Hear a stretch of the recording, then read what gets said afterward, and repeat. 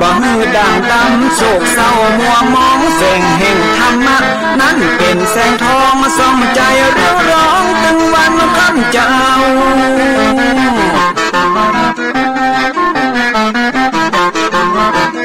เอาศีลมานำเอาธรรมมาเฝ้าคือจิตใจเฮาจุกเย็นฝ่าฟันทุกเห็นต่อไปหน้าจะบ่ไหววางแต่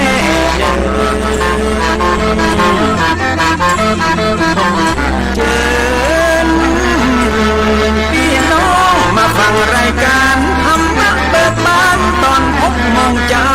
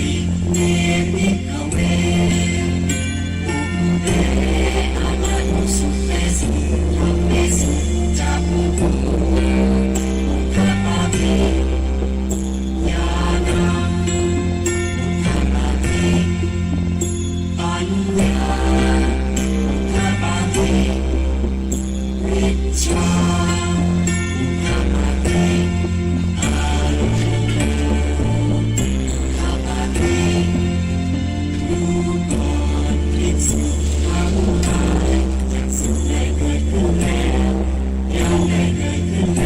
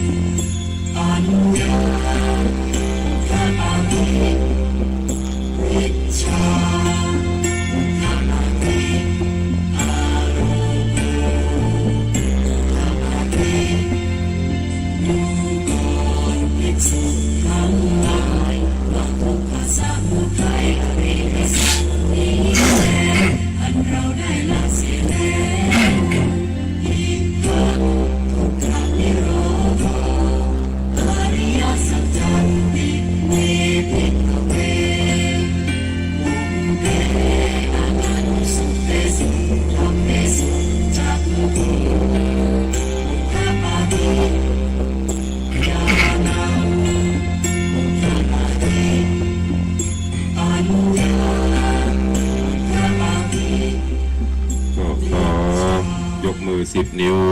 กราบนบนอบน้อมยังพระติรัตนแก้วเจ้าตั้ง3 ประการอันมีพระพุทธพระธรรมพระสงฆ์อันเป็นสรณะที่เพิ่งตีเคารพนับถืออันสูงสุดในชีวิตกราบคารวะแตบใต้ไวยสาปารมีธรรมพระเดชพระคุณหลวงปู่พระเทพโกศลที่ปรึกษาเจ้าคณะภาค7เจ้าอาวาสวัดศรีโสดาพระอารามหลวงตำบลสุเทพอำเภอเมืองจังหวัดเชียงใหม่พระเดชพระคุณหลวงพ่อตันเจ้าคุณพระเทพปริยัติเจ้าคณะจังหวัดเชียงใหม่เจ้าอาวาสวัด7 ยอดพระอารามหลวงตำบลจังเผือกอำเภอเมืองจังหวัดเชียงใหม่พระมหาเถรานุเถระเจ้าคณะพระสังฆาธิการภิกขุสงฆ์สามเณรจุตนจุองค์โดยความเคารพเจริญสุขเจริญปอนปออกไม่ออกศรัทธานาบุญพุทธศาสนิกชนติ่นจองห้องวัดจุหนุ่มเท่าใจยิงก็ขอน้อมต้อนรับทุกท่านเข้าสู่รายการมรดกธรรมกำเมืองต่างเฟซบุ๊กไลฟ์สดของสถานีมรดกธรรมวัดวังสิงคำเฟซบุ๊กไลฟ์ของ104ธรรมะคลายเครียดเฟซบุ๊กไลฟ์ของวัดฝ่ายหินและต่างสถานีวิทยุ คลื่นพระพุทธศาสนาและจริยธรรมคลื่นพระพุทธศาสนาและวัฒนธรรมส่งสัญญาณกระจายเสียงจากสถานีวิทยุวัดฝ่ายหินตำบลสุเทพอำเภอเมืองจังหวัดเชียงใหม่สถานีวิทยุวัดหนองกายตำบลสันปะยางอำเภอแม่แตงจังหวัดเชียงใหม่สถานีวิทยุบริการสาธารณะวิทยุ CM77 วิทยุอินเทอร์เน็ตล้านนาสถานีวิทยุคลื่นพระพุทธศาสนาจังหวัดเชียงรายออกอากาศตีดอยม่อนจำปีวัดพระแก้วจังหวัดเชียงรายสถานีวิทยุคลื่นพระพุทธศาสนาและจริยธรรมของวัดพระธาตุเจ้าดอยสุเทพกระจายเสียงในระบบคลื่นความถี่ 96.0 เมกะเฮิรตซ์และวิทยุชุมชนเสียงต่ำสายออกกระจายข่าวตามวัดตามวาตามหมู่บ้านต่างๆตลอดจนครั้งนี้ก็ขอถวายความเคารพครูบาอาจารย์และสาธุชนญาติโยมที่ได้ติดตามรับชมรับฟังทางภาพและเสียงต่างเฟซบุ๊กไลฟ์สดพร้อมกันนี้ ก็เมตตาทุกท่านที่ได้เข้ามาชมแล้วก็กดแชร์กดไลค์เพื่อให้ญาติธรรมของเฮาในกลุ่มของท่านได้สดับรับฟังเสียงธรรมะกันอย่างทั่วถึงอีพ่อแม่ว่ากดแชร์จะได้ตุลุงมันจะมีมุม ดังลุ่มโทรศัพท์สระแอชอช้างรอเรือกระรันก็กดเข้าไปที่หั่นเสียงธรรมนี้ก็จะไปปรากฏต่อหน้าจอโทรศัพท์ในกลุ่มเพื่อนๆเนอะ กดแชร์กันไปหลายๆนักๆก็จะได้ฟังกันอย่างทั่วถึงปากันวันนี้อากาศสดชื่นแจ่มใสเย็นสบายทวานี้พระพิรุณก็โปรยปลายลงมาวันนี้ก็บางพื้นที่ก็อาจจะมีฝนฟ้าตกอยู่ทราบข่าวตังเกียงดาว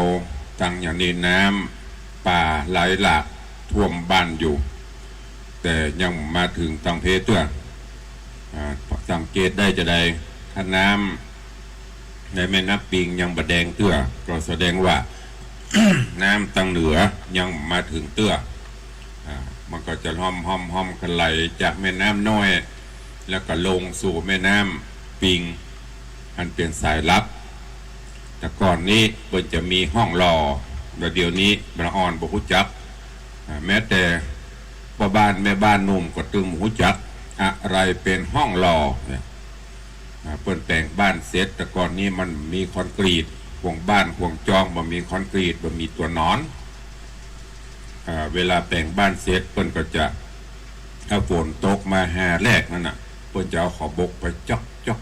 กรอบบ้านเกาะขี้ดินขึ้นมาตามปืนกระล่างคืออย่างตุลงก็คือใต้ถุนนั่น พอสุ่มห้าเนอะยำเจ้านี่มันจะกระเอ็มกระไอเจือหน่อยเพื่อเซาะห้องขึ้นมานะเพราะว่าห้องรอจากห้องรอมันก็จะไหลไปที่ห้องเมืองน้อยเมืองใหญ่เมืองกลางแม่ข่าแม่ยมนิไหลไปตามของเปิ้นอันนั้นคือชัยภูมิหรือว่าการเป็นอยู่เมื่อก่อนเปิ้นจะหูที่ทางน้ำก็ไปจะค่อยท่วมมาบัดเดียวนี้ห้องรอก็หายไปน้ำเหมืองก็หายไปเมืองน้อยเมืองใหญ่เมืองเสียหายไปหมดถมกันไปหมดนั่นแหละน้ำก็เลยท่วมบ้านท่วมจองถ้าเราเอาแบบเก่านี่ก็คงจะป้องกันกันได้อันนี้ก็ประเดี๋ยวนี้พวกห้องอย่างห้องรอหรือเมืองน้อยไปเป็นรางน้ำไปหมดละเทศบาลต้องมาขุดรางน้ำแวดคือมันไหลลงไปแม่น้ำปุ่นจะได้ก็ตามเนอะโดยความเป็นห่วงอีป้อยแม่ญาติธรรมที่อยู่ใกล้เชิงเขาหรือใกล้อยู่ใกล้หิมน้ำในช่วงนี้ก็ระมัดระวังเก็บได้ก็เก็บไปเถอะมันต้องประมาทอย่าไปรอโอ้มันง่ายมันตึงบัดท่วมอีนะมันมาเร็วไปเร็วเคลมเร็วก็ฝากไว้กับทุกท่านเนอะเจ้าวันนี้ก็ขอให้เป็นวันแห่งความสุขของทุกท่านประกอบกิจธุรกิจกิจการใดๆก็ขอให้สำเร็จผลเหมือนกันทุกท่านทุกคนเนอะวันที่เราจะได้ฟังน้ำฟังธรรมก็ขอทักทายพี่น้องญาติโยมที่ได้เข้ามาติดตามรับชมรับฟังกันอยู่ทางหน้าจอ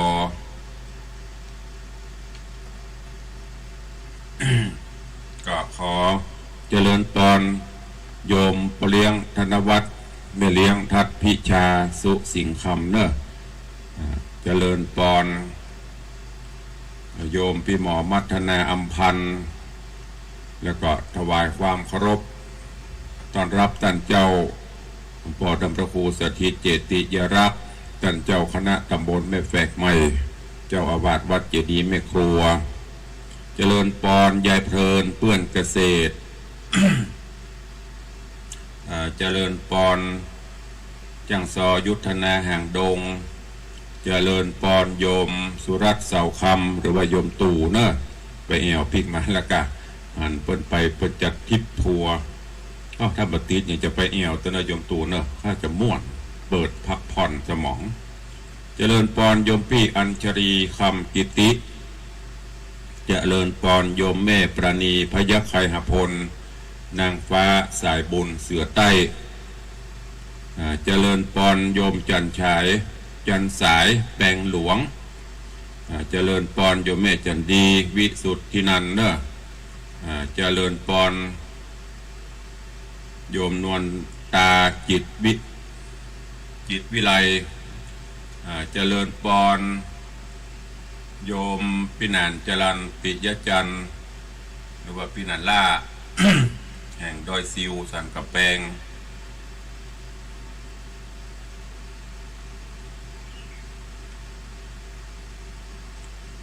นี่กำลังเข้ามาชมรู้สึกว่า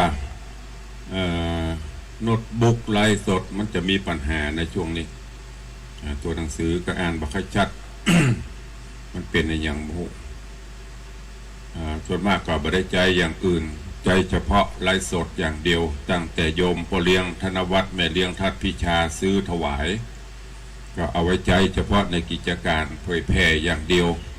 คอมที่ใจงานก็มีแถมตัวหนึ่งแต่วันๆมันก็คุ้มดีคุ้มหาย แล้วก็พูดที่ใจก็มีท่านเดียวคือท่านผอ.104มีการพระเจ้าก็เปิดทั้งเปิดปิดอย่างเดียวก็เข้าสู่หัวใจของงานกันหัวใจของงานว่ะหัวใจของรายการ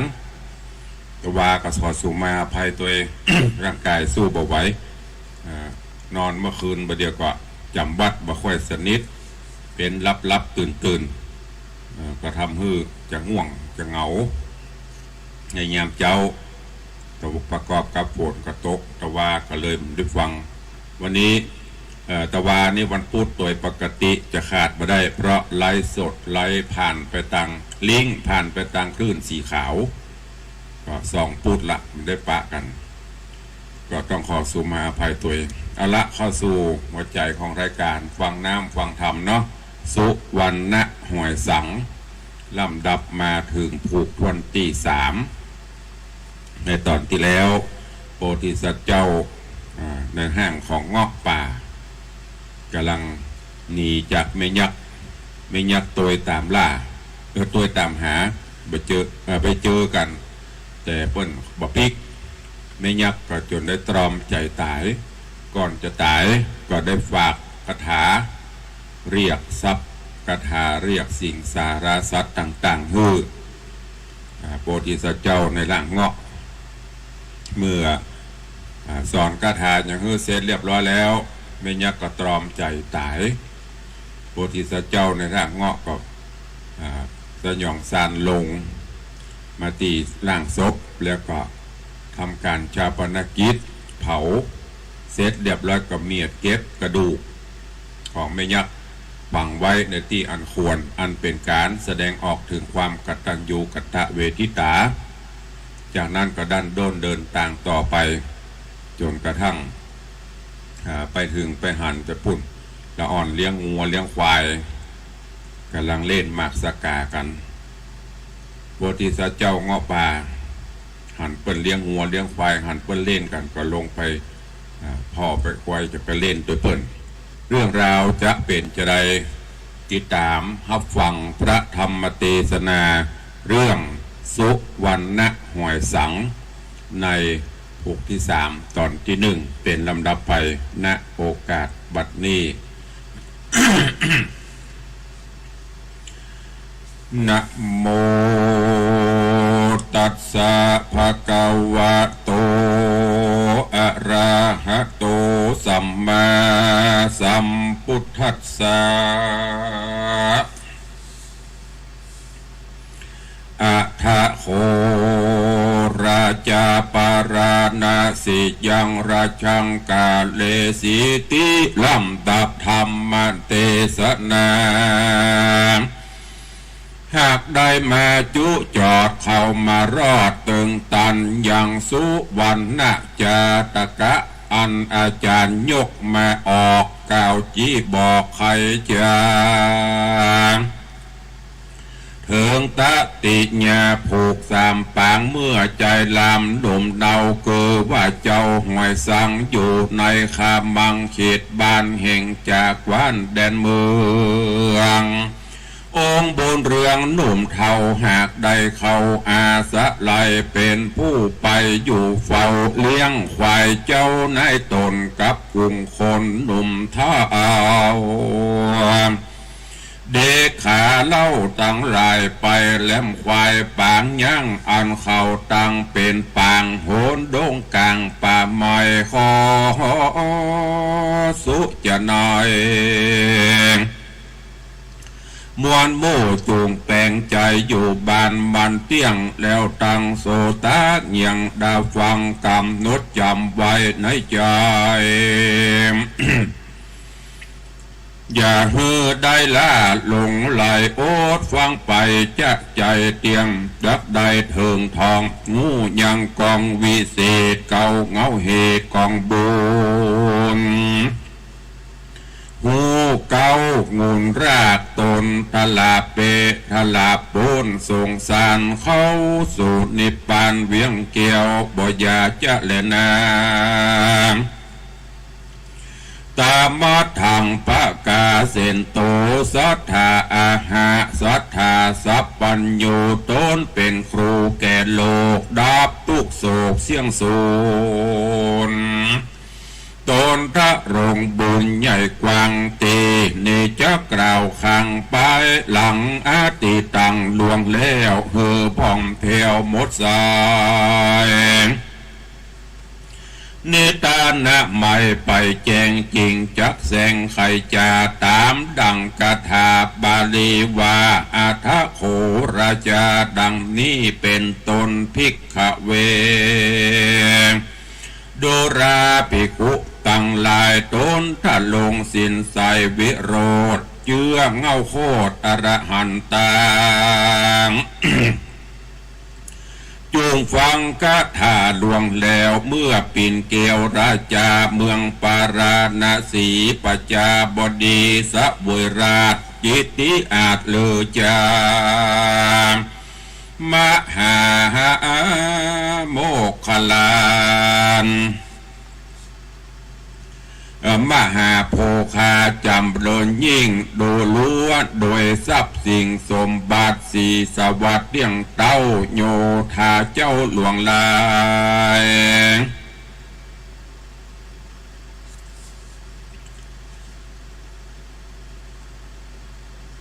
โยธาเจ้าหลวงลายเสนาในบ่อน้อยนับอ่านร้อยอโคเป็นที่กลัวขญาติแห่งอริราชศัตรูยอดเฟื่องฟูตัวลาใต้ลุ่มฟ้าพระสุธาองค์ราชามหนอดเต้ามีลูกเต้าเป็นหญิงหูปองคิงเลิศล้วนลักษณะทวนงามงอนลักษณะทวนงามงอนสีขาวปอนยิ่งเย้มสองฝ่ายแก้มบัวไข่สองตาไหลจะจรเส้นผมอ่อนคำสายมโนในอ่อนนอมแห้งคิงก้อมยำแยงหิมปากแดงเรืองโรดมีเจตนางโสดเป็นตราส่วนองค์สัทธาคนปีเก้าหกนางเจ้านั้นนามีสามีกาจูผู้ส่วนนางบุญจูซอยลาแห่งเจ้าฟ้าธานียังบอกมีสามีกาองค์พระปิตาเป็นห่วงกลัวจากล่วงไกลกามรณาตายเสียจากละลูกละพระเมื่อมอนกันพระผูทรจุดดังนี้จริงกล่าวจี้จะใครกับเสนาในนอกเต้าไทยบอกใครจะกับเสนาอำมาตย์ฮือไปประกาศกฎหมายคือภูมิใจหนุ่มโสดตกเจืองโงดโคดวงศาจุงรีบมาสันนิบาตในลงราชห่อใจว่าองค์บัวไข่ลูกขาดนางหนอดลาจักเลือกผัวตามใจตัวไฟอ่างอย่าห่างล้างไกลกาดีนอนกรุงเสนาอำมาตย์จริงไปประกาศไขสารแห่งองค์การบาดเจ้าคือองค์ปิ่นเกลาสามนปุ้งเจ้าคนลูกเต่าตุกดันเดาคงคายฝูงไพร่ไตเศรษฐีกระตุมปีสะหวยตุกแหล่งหวยลัทธาฝูงวาพญาแสนหมื่นเต้าเพียชื่นใจบันจวนเอากันมาเป็นถอยโดยชื่นจ้อยยินดี หวังเป็นสามีนอดลาดลูกเจ้าฟ้าราชากู้คนดาแต่งยองเป็นสายก้องสั่งใส่สายก้องสั่งวานอลังการหลายหลากตามฐานะหากไผ่มันผู้มีอันจับกินฝูงคนยินเหลือใจลูกดาวไทยพญาเศรษฐีนาสะห้วยแต่งยองด้วยไม้คำแหวนทำรงสุขสอดประดับจอดตนตัวสุบกุบจีโวองอาจใส่สะปายคาดดูเปิงเขียวขาวเหลืองแดงมนบีมากโลนนาฟุ้งป่าจาหน่อยใหญ่ตุกผู้ควายตั้งเมืองจากกันเรื่องอวดอูว่าข้าหูมนดีเกยเรียกผีพรายพงผีตายหงมาใจลางพ่องไขว่ายันดีสิเนหาจับจ้องคงไตห้องโลกีฟูงอิทธิใครใดลางพ่องไสลางพ่องไสอู้จาวาสาลิกาลิ้นคำว่านไก่ดำไก่แดงมีก้าแปงนับล้านเท่าขาห้านเป็นฮิตแม่ยิงติดเป็นปุกลางพ่องลุกขึ้นมาว่าข้านี้นะมีนวดตาปากลวดเยียนจะล้างพ่องนาว่าข้าน้ำมันพรายตากินเอาดีดเข้าใส่ให้ห้องให้ห้องเนี่ยแต่งยองเป็นลายฝูงหมู่คนใจหนุ่มหน่อยมาเป็นถอยหลวงลายเตี้ยวเป็นสายอดเอาดังปลวกหมดออกหูดินตุกสายศีลกัดกั้งแม่นแม่เพิงเหมือนแม่เพิงหลังหาหลังเข้าไปยังห่อใจด้วยวังใจไฟเป็นกู้เจือนางเมืองจื้อรจนาเรืองลูกลาแห่งเจ้าฟ้าสามโมนตัวกูโคนั่งอยู่นี้เป็นหมู่หลวงลายเยี่ยมย้ายเหือเจ้าองค์นอดเดากันแย่เมื่อนั้นแลตะตาในกาละยามนั้นองค์ปิ่นจันราชาจริงฮือเศษนาผู้เท่าไปเจิญเจ้าที่ตาฮือได้มาหาบ่จ้าแล้วเจ้าฟ้าสามโมนจะกับลูกตนว่าปิญญาทิตาดูราลูกฮักพ่อเจ้าน้อยนอดลาบุญมีกูพ่อหวังดีกับลูกใกล้สร้างผูกเป็นเหือนจักฮือเหมือนหมูปี้เหลือลูกนี้คนเดียวลูกจับเตียวไปพอเปิงใจป่อใจใดเลือกดำใจแห่งเจ้ามอบอับพวงดอกเอาตามใจเมื่อนั้นพระบัวไข่ลูกลาแอวพอนาจุมใจอันมานาอ่างยายอย่าท้อยนางนาดน้อยก็บ่เปิงใจยิ่งอับมาไข่บอกพ่อว่าข้าลูกนอบ่เปิงใจไผ่เมื่อนอนพระจอมไตรธิราชยิ่งประกาศทำไปว่ายังมีใจใดค้างอยู่บ่มาสู่โรงกันนั้นจะตี้นั้นนายบานนบกราบตันทุนคาย ว่าข้าแต่พระจอมไตรธิราชยังมีธาตุข้าใจแห่งข้าไทยแถมโคนเมตัวโตโหนพังให้เป็นเงาะไอ้ผีพรายไปเลี้ยงควายป่ากวางตี้ขอกคางไปนาปุ้นและนาเมื่อนอนพระราชาโตนป้อจากับนอบุตรีว่ายังมีเงาะป่าว่าบ่ตันกว่ามาเถิงกันนับบุญเรื่องบุตรตาไข่หันแนเงาะป่ากูป้อก็จะฮือเสนาไปเอามาฮือพอลูกฮักป้อจากว่าสันใดเมื่อนั้นสะดีนงไว้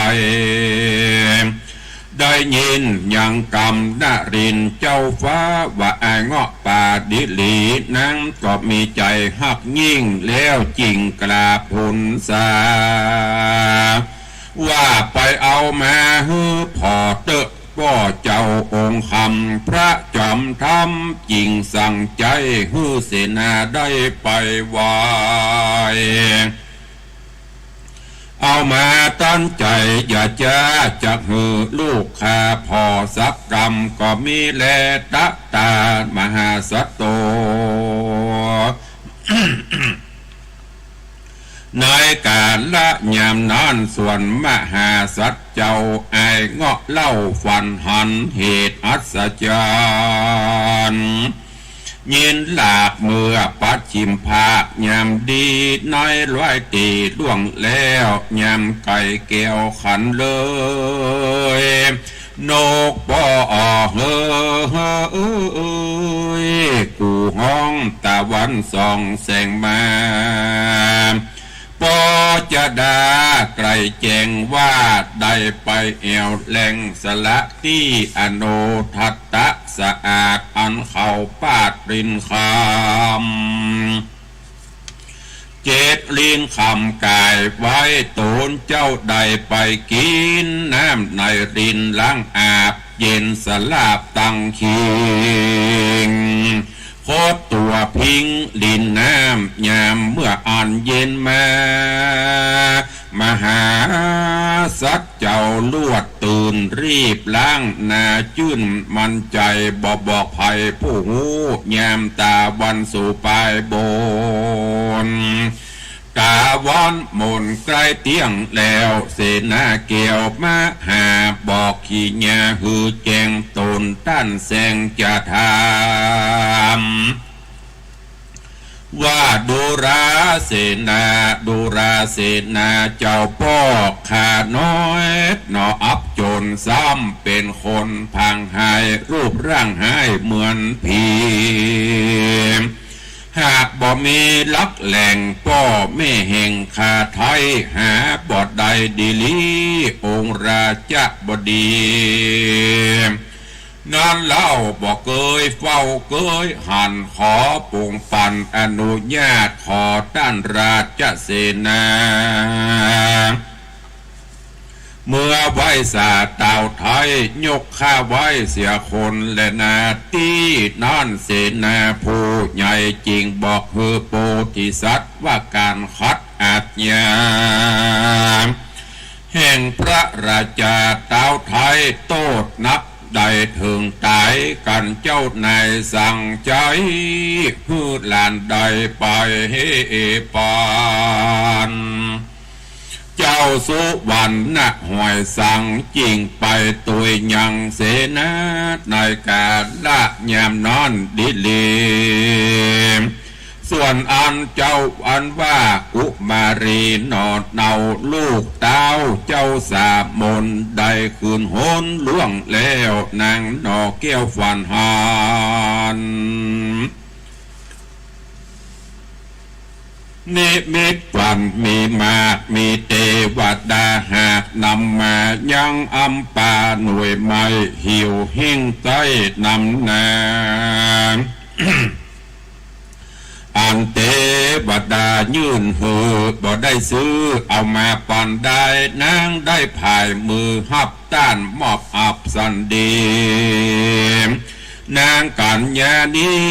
เอามีดปาดยินประหลาดในใจหันแก้วสาย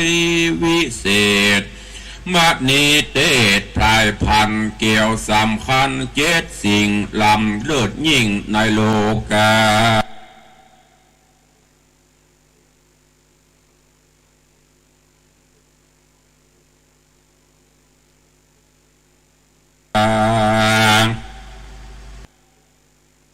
ในการละยามนอนพระสุริยะเตียงคอนเศษนาย้อนกลับวางน้ำเจ้าหอยสังไปรอดวังหลวงคนตั้งปวงเดือดเศร้าจ่าฟู่แห้วเสียงดังว่าเฮาตั้งหลายเฮ้ยแม่งสังเล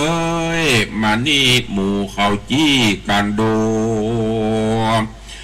ยังสะลีบุญจูดหนอไทยทะแลงเป็ดไว้ฮือหันเนี้ยงะงันงุ่มว่างายเงียงหน้าไปมาแปลงหน้าตาเวอว่าดังคนบาผีตื้อเสียงคนลั่นกองนันตัวต้องมนทนโกละหนเกิดกองฟ้าพ่องก็ห้องว่าไอ้คนแงมไปงมสวามอย่างหืออยู่บตันหมู่สักกามบางพ่องว่าไอ้รูปดำผีปันเนี้ยสั่งหันนานมาล้างพ่องว่าไปบกแน่เพียวป่าลวดมาจ้าหรือลวดมาจ้าหรือใดเขาก็พาสะไรต่างเมื่อนอนเจ้าเนี้ยทางทะขาเนี้ยเมินตาลับหลิวแปลงหน้าคิวตาจรเสียงคนนันสะสาวตีนั่นองค์เต้าสาบนหันนอตัดสะปนสะทาฮาลิตาลวดยิ้มหัวส่วนองค์ตัวนอดเนาพระลูกเต่าราชาหันเงาะมาที่หันนางก็อดกลั้นทำเฉยที่นั่นน่ะเลยไอ้เงาะป่าจริงเดินกว่าเข้าไปสู่หอใจที่เฝ้ารีบเร่งเข้าโรงการเงียงะงานรีบปากว่าปันเข้าสู่ในที่อยู่หมู่คนเต้าสามมนตรัสบอกคือลูกสาวออกมาปานเลือกคัดคันแถมครั้งบอดได้รังรอนานนางนงครานดอดไทยกำดอกได้ขับปวงแห่งดอกดวงพุ่มหอยนางนาน้อยเตียวปายสู้ห่อใจที่หันยืนอยู่ขอบคันบนหอเล็งดูนอทวนทีก็หันทวนทีองค์ตองอยู่ในอ่องหูบเงาะแง้มเหมาะเจาะนำนาเป็นสุวรรณาตังแท่งบ่มีแหล่งตังเสียสามโลกเดหาบ่ได้นางแก่นไทยอธิษฐานย่อมือวานเตปะไทยขอจุงได้โพธายกับตาตนใจเงาะป่ากับผู้ขานางยิงเกยแป้งปิงห่วมซ้อนเป็นกู้อ้อนมานานแต่โบราณก่อนกี่ขอปวงดอกนี้ลอยไปซุบสวมใส่ในคอแห่งเจ้าดังคานี้เล่าข้านิ่งใจแม่นการละในก่อนนอนตัวข้านอนบ่เคยเป็น ตัวกรรมตัวเวรแต่ไส้ขอปวงดอกไม้ตกลงดินแดดเตอะว่าอันก็มีวันนั้นแหละนะนอนางนอแก้วที่ตาโยนปวงมาลาดอกไม้ขึ้นบนไส้เวหาปูนงืดหนาหนักยิ่งดอกไม้วิ่งลอยโบนแล้วเวียนวนพัดอยู่ดังมีผู้ถือกรรมผลนำ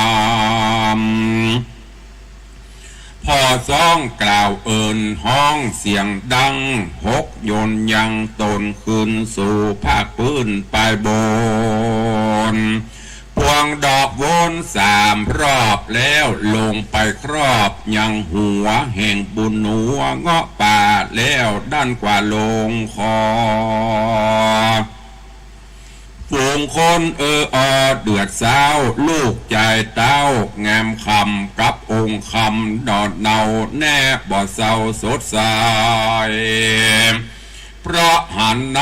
เนื้อเจ้าเป็นคำเล่าตังมวลแย้มนั่นกลุ่มคนตัวแน่ตังเจ้าฟ้าราชาบ่อาจจะกรรมได้ใดเต่าเกิดไว้ในใจว่ากรรมไผบุญมันหากมาตันครบไว้ส่วนองค์พระราชานอไทยก็กล่าวจาว่าตนเฮาแน่จักกระทำพิธีกรรมพิเศษลูกแก้วเอกทิตากับคนขับปาเงาะป่า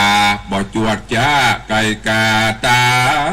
มโบราณอาจารีตแต่อดีตเมื่อเดิมมาก็มีหันแหละนะเนติตังขีญาสังวันนาวิเศษจาห้องเหตุธรรมเทศนา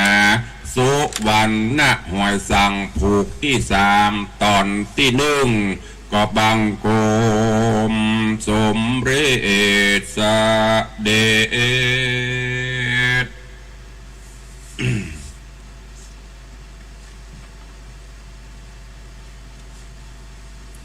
ก็ฟังกันจบไปแฮมผูก1 ตอน 1ในสุวรรณหวยสังนิยายธรรมที่มีสาระข้อคิดน้อมนำไปใจในการดำเนินชีวิตในตอนนี้โพธิสัตว์เจ้าหวยสังหลังจากที่เข้ามาถึงในบ้านในเมืองก็ได้ไปอยู่เป็นคนเลี้ยงงัวเลี้ยงควายคือมหาอมาตย์และในบ้านในเมืองป่อเต้าพญาสามนอันมีลูกสาว7 คนที่1 ถึง 6มีกู้มีกิมกันไปหมดเหลือน้องล่าสุดท้ายป่อก็ใครฮือลูกเป็นฝั่งเป็นฝาเพื่อไปหน้าตายไปก็จะได้ตายตารับไม่ได้มีความยึดหนักยึดถึงลูกถึงเต้าแห่งก็เลยคือเสนาอำมาตย์ไปปกเป่าข่าวสารเพื่อที่จะให้ลูกคนล่าได้เลือกกู้ได้เลือกกิมเป็นฝั่งเป็นฝาปกเป่าข่าวสารลูกเต้าพญาเสนาอำมาตย์มาให้รจนาเลือกปรากฏว่านางเปิงใจไปสักคนเนี่ยจะใดก็เลยถามเสนาอำมาตย์ผู้หลักผู้ใหญ่ว่ายังมีภัยแหมตีบ่ได้มาเตื้อด้านอำมาตย์ผู้ใหญ่ก็ว่าโอ้ยังค้างคนเลี้ยงงัวเลี้ยงควายเลี้ยงช้างม้าของข้าบาทเจ้านี่แต่ยังว่าเนอะโอ้มันบางงามเสียงตีเนอะเป็นงกเงินพ่อเป็นคนใบคนบ้านี่พ่อพญาตาสามนบอกเอามาเตอะเป็นอันยังก็เอามาเมื่อนางได้เลือกเสนาอำมาตย์ก็เลยปากันไปเพื่อที่จะไปเอาตัวโพธิสัตว์เจ้าเงาะป่ามาพอไปถึงก็ไปบอกโพธิสัตว์เจ้าว่าพ่อพญาเพิ่นสั่งให้เขาเฝ้า พธิสัตว์เจ้าก็บอกว่าโอ้เฮานี่บ่ใจงามใจดีพ่อกับมีละแม่กับมีละสมัยอยู่เลี้ยงงัวเลี้ยงควายเปิ้นนี่กลัวมันมหันกลัวมันผสมเปิงกวนก้าด้านกลับไปบอกคือพ่อพญาเตอะอำมาตย์ก็บอกว่าบ่ได้ห้ามขัดพระราชอาญาเจ้าเนอะปุกละผู้ใดคนใดขัดขืนคำสั่งสุดท้ายก็ระวังจะโดนประหารเนอะโดนโทษนับถึงตายนะได้ยินจะนี่ก็โอ้จะเงียจะได้ประกอบกับก่อนที่จะถึงกาละที่เพื่อจะมาเจิญตัวไปนั่น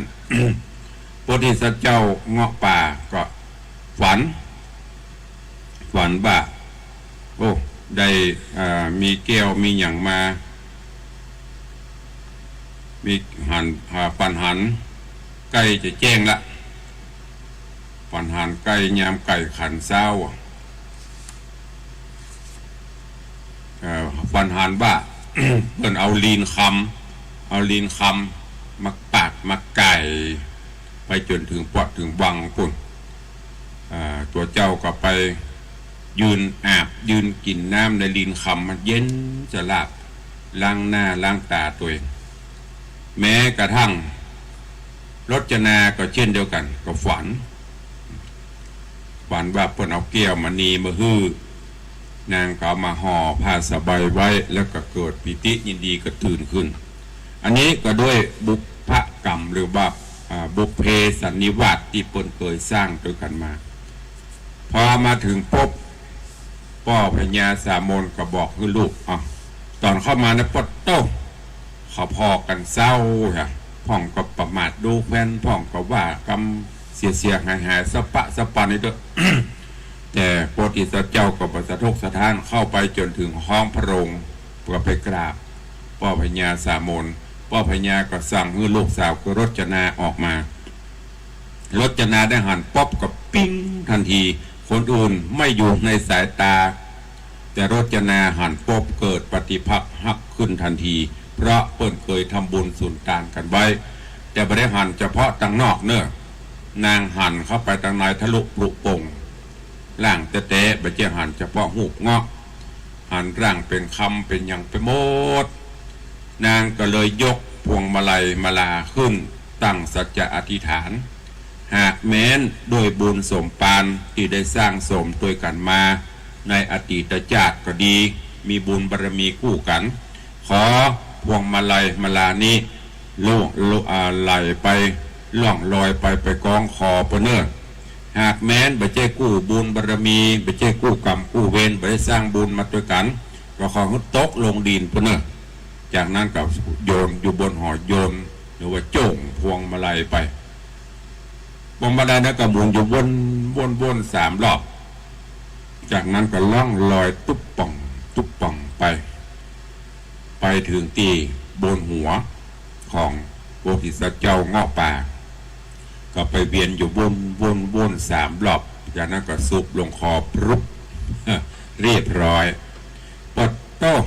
หมู่เจ้าบ้านเจ้าเมืองลูกเต้าพญาอำมาตย์ทั้งหลายตกสะเกิดสะปั่งโอ้เฮาก็งามเป็นลูกเจ้าลูกกษัตริย์แต่เป็นจะได้ไปเลือกเอาบ่ห้าเงาะนี่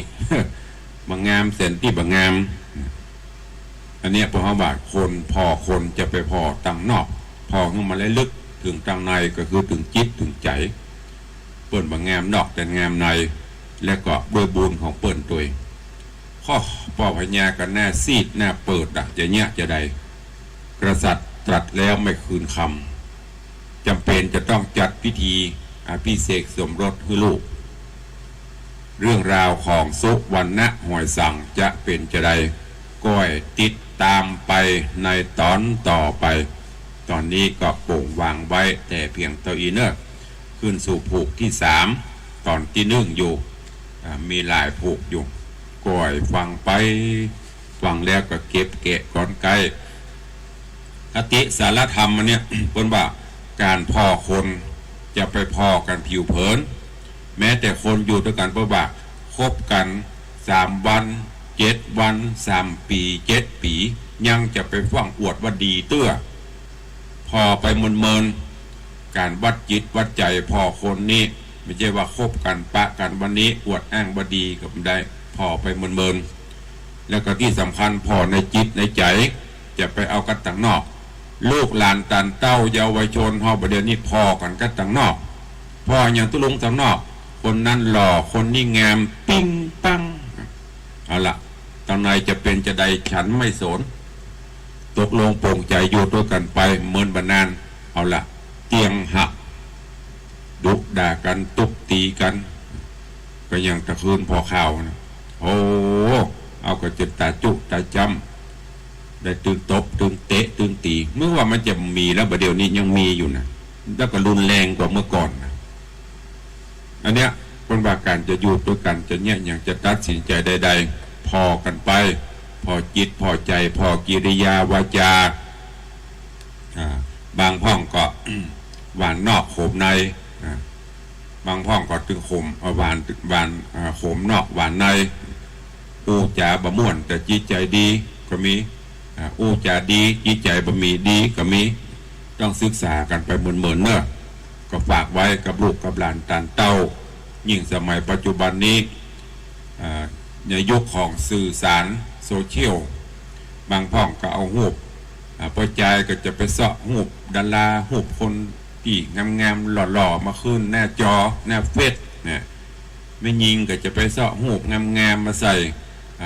จอมแปลงหน้าจอมปลอมเข้าหากันสุดท้ายมา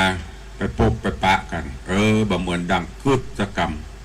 ตรงกันข้ามเงาะป่านี่เปิ้นบางงามต่างนอกแต่งามต่างในถ้าได้ถอดออกแล้วโอ้สุดยอด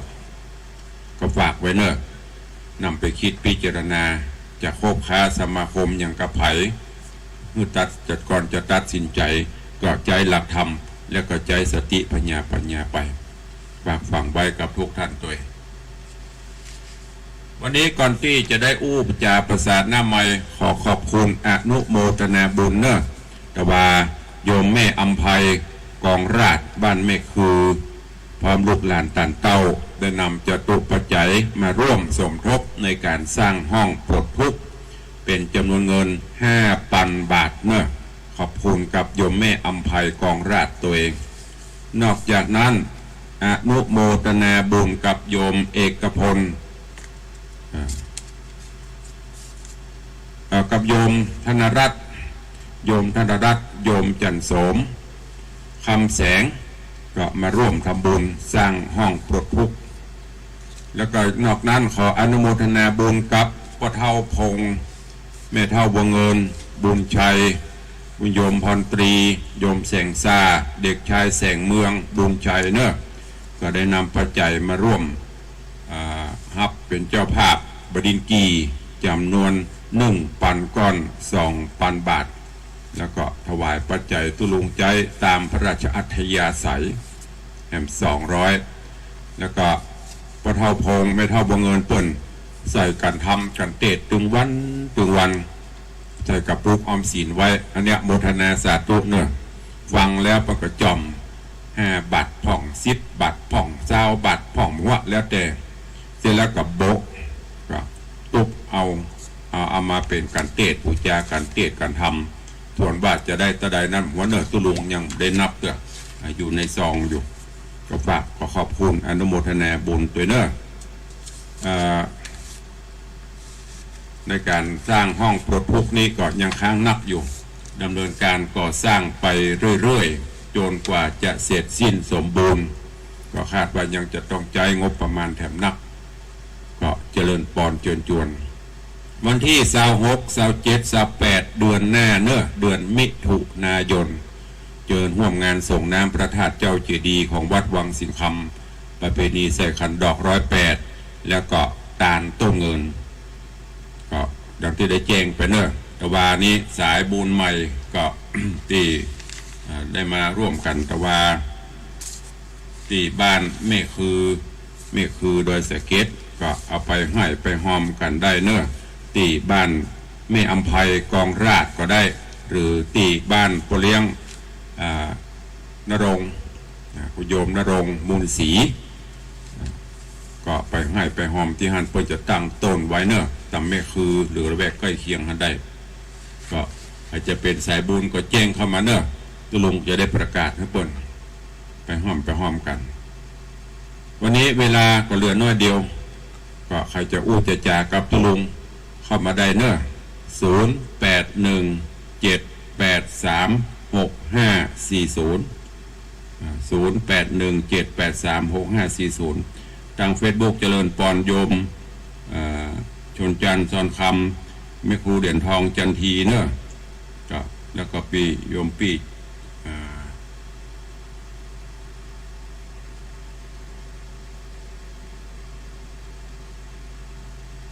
ภาษาอังกฤษ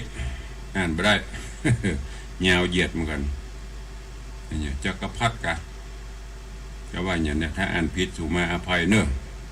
กราบนมัสการท่านพระครูสาธุเนอะ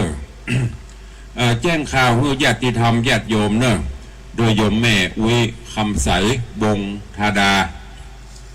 โยมแม่คำใสวงธาดามหารัตนอุบาสกอุบาสิกาเป็นคนศีลคนธรรมเนอะไปกุฏิกูวัดกูวาวัดวังเสียงคำนี่เปิ้นกลับมาตลอดหลังๆหายไปนึกว่าแม่ถ้าจะเก็บตัวกักตัวอยู่บ้านโอ้หันข่าวตะวาเป็นว่าโยมแม่เปิ้นละสังขารโดยอายุ94 ปีเนอะโยมแม่คำใสวงธดาเจ้าของร้านอาหารคำดาราได้เสียชีวิตลงตั้งศพบำเพ็ญกุศลไว้ที่วัดประแพงเนอะเพื่อจะชาปนกิจในวันที่21นี่ก็รับแจ้งจากทุกปีวัดเสียนฝางเจริญปอน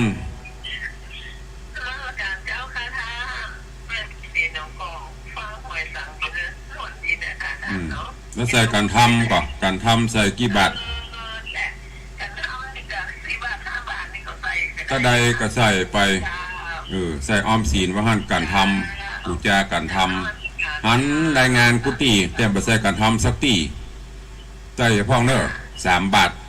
พระพุทธ1 บาทพระธรรม1 บาทพระสงฆ์1 บาทใส่การทำตัวเด็กหญิงสมศรี1993 สมศรีหนองกอกใครจะอู้ตัวตุลุงเข้ามาเนอะใครจะไปร่วมบุญกุศลได้เปิ้นกับไปเนอะบำเพ็ญกุศลศพโยมแม่อุยหม่อนคำใส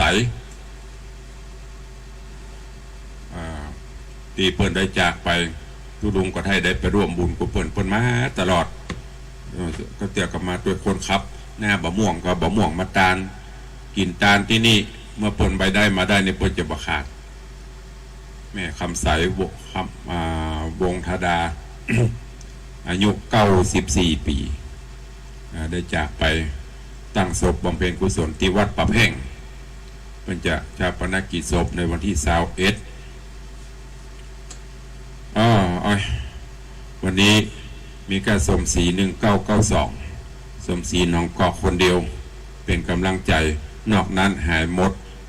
หายก็หายกันไปเนาะเวลาก็หมดพอดีเนอะรวดล่ำลากันไปมิตรรักแฟนรายการหายกันไปหายก็หายกันไปไม่เป็นไรอยู่ดีไม่สุขเหมือนกันจุตนจุองจุผู้จุคนเนอะจตารโรธรรมาวัตันติอายุวันโนสุ